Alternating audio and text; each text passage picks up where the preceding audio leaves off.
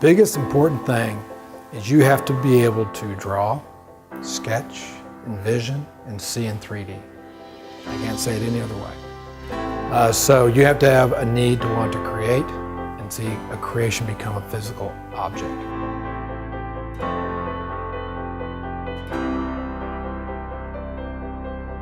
I'm John Connell. I work with SCM Architects. I'm the managing partner, one of the founding principals of SCM Architects.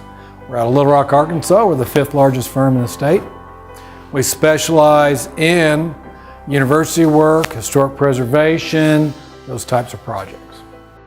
The services that we provide as architects, and typical architects in Arkansas, we provide the full gamut. So we're going to show up on day one. We're going to program the project. We're going to work with the owner. What kind of spaces do you need? What are you trying to put in the building?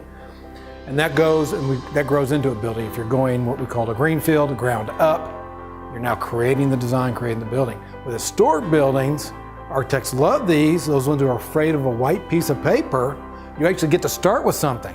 There's a building there, I got an envelope. I got to work within that envelope. I got to know what's historic. You know, the wood columns, of course, historic. The wood beams, the structure.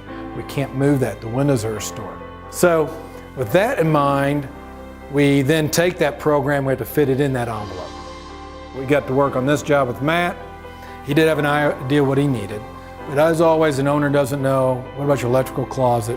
How big are the bathrooms need to be for this amount of people? So programming happened. And that's how we found out how much square footage you kind of needed. And what's nice about this is we actually had a building we could start plugging it in and do what we call bubble diagrams, which are, well, I want a 180 square foot office, fine, we'll plug that in. I want this size of reception area, this size of that, and you start plugging it in, you can start seeing how it fits in the building, moving the spaces around and things like that. That's still programming. And that eventually goes into what we call schematic design. So I now have the spaces in there. What's it gonna look like? How are we gonna fit the fire stairs in? How are we gonna do this and that? How are we gonna make it look? Where are our spaces open? How do we work with the windows? All of that. And so that's schematic design. We start creating ideas, concepts, what you would think of as perspectives. And here's interior perspective. And he wanted a very unique look, a very eclectic look. And so those things were a big part of that. So we start putting that together. That's design development. All right? So now we kind of know how we're going to build it. Everybody's in agreement. Every time you kind of do a little check, is this good? Is this good? The owner changes things. So like we had an open kitchen area, we had a dining area. No, we're taking that out. Now it's going to be more of a break room. We had gathering areas changing. Codes affect you. You start getting into the codes. What can I do? Oh, I don't think I can do that. This stair, you know, having knowledge of historic buildings, having knowledge of how the code works with historic buildings, that this stair didn't have to be enclosed with 1 hour fire rating. We could glass it in, we could see the windows to the outside. All those things start happening in design development because you're developing that design. And then the boring stuff, some people keep boring stuff comes in. This is where we're paid the most, and that is to create construction documents for the contractor to build it. Now he's got to know exactly, how do I build that wall? How do I build the ceiling structure? How do I put the ceilings in? How much of it? What's going to be wallpaper? What's going to be carpet? What's going to be wood? So all those things are put in. Now I have what we call construction documents. Engineers get involved, HVAC, electrical. All those things happen, and then it goes out, and the contractor can price it because you have so many different trades. So trades in a building could be 20 to 50. Each one's a line item, and you start seeing that, and inevitably, like shopping for a car, that's more than I want to spend. How can we save some money? What can we do but not affect what we want, and start working on that.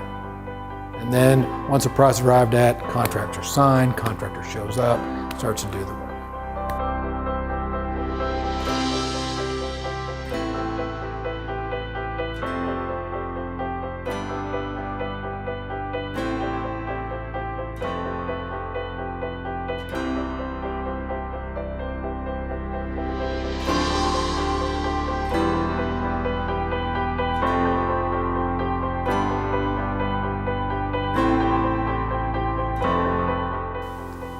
Okay, so here's the total misconception in architecture. The total misconception is you better be good in math and science. I don't use science at all. Math is somewhat important, but not terribly important. If you can do algebra, you can do architecture. The biggest important thing is you have to be able to draw, sketch, envision, and see in 3D. I can't say it any other way. So you have to have a need to want to create and see a creation become a physical object.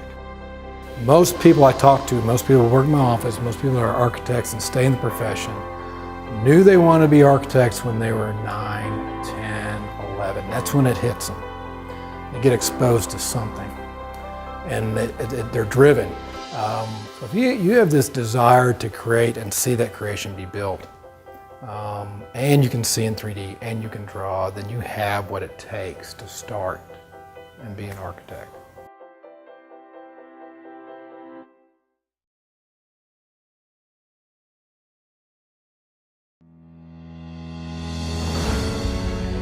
We live in a world of mass production and instant gratification. Everywhere you look around you, everything is mass produced. It's made cheaply and as quickly as possible. It's not made to last. And we want to change that trend. We want to build things that will be here from now on, that people can treasure, they can pass down, and things that were just, they make you catch your breath because you can't duplicate it. We want people to look at this thing in 200 to 300 years and wonder who drove the chisel that made this table, how much sweat and labor went into it, you know? That's what we want to build.